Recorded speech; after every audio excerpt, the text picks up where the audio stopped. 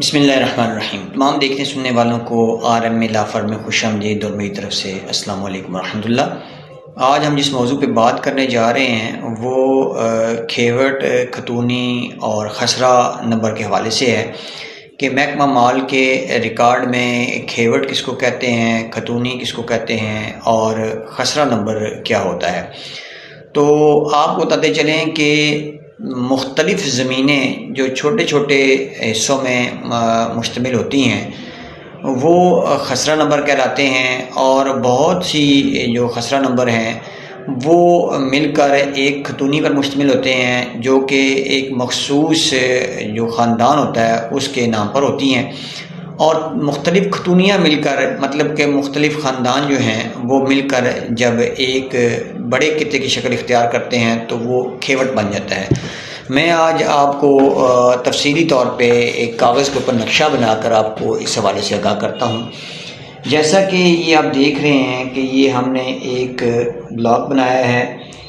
یہ دوسرا بلاک ہم بنا رہے ہیں، اور یہ تیسرا بلاک ہے، اسی طرح یہ چوتھا بلاک جو ہے، یہ 4 بلاک ہم نے ایک پیج کے اوپر جو ہے بنائے ہیں۔ آپ یہ سمجھ لیں کہ یہ 4 مختلف خسرہ نمبر ہیں۔ ان خسرہ نمبر کو ہم جو ہے وہ 4 مختلف نمبرز دیں گے۔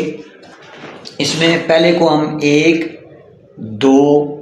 3 اور یہ 4 خسرہ نمبرات جو ہیں یہ ہم نے اس کے اوپر لکھے ہیں جو آپ کو نظر آ رہے ہیں۔ یہ 4 خسرہ نمبرات جو ہیں یہی ہر جو کھیوٹ ہے اس کے اندر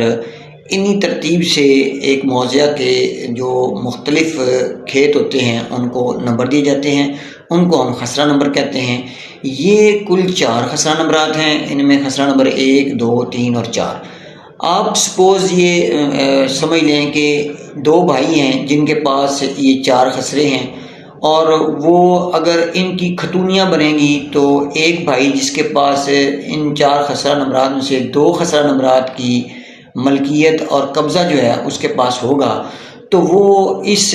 4 خسرہ نمبرات میں سے 2 خسرہ نمبرات، فار ایگزامپل آپ یہ سمجھ لیں کہ وہ 1 اور 4 نمبر جو خسرہ ہے وہ ایک بھائی کے قبضے میں ہے، اور 2 اور 3 جو ہے وہ دوسرے بھائی کے قبضہ میں ہیں۔ تو یہ کل 2 کھتونیاں جو ہیں اس کی بنے گی۔ ایک بھائی کی کھتونی جو ہے وہ 1 اور 4 نمبر خسرہ پر مشتمل ہوگی، جبکہ دوسرے بھائی کی جو کھتونی ہے وہ خسرہ نمبر 2 اور 3 پر مشتمل ہوگی۔ اب یہ 4 خسرہ نمبرات 2 مختلف کھتونیوں میں جو ہے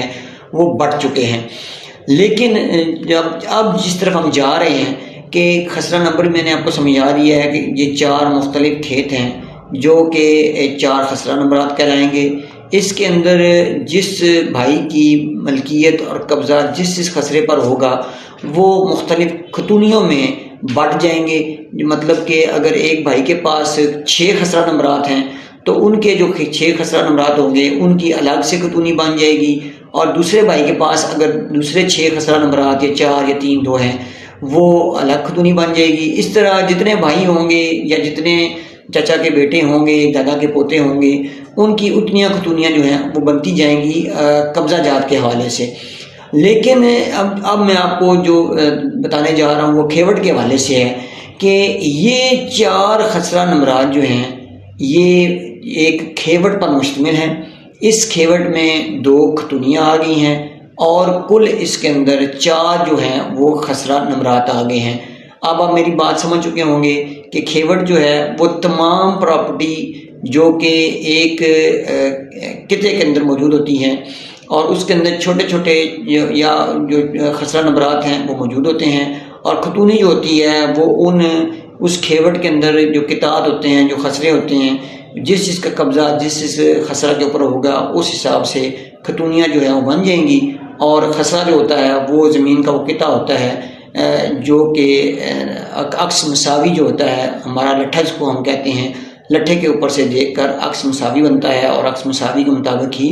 مختلف خسرہ نمبرات کو مختلف کھتونیوں اور کھیوٹوں میں تقسیم کر دیا جاتا ہے۔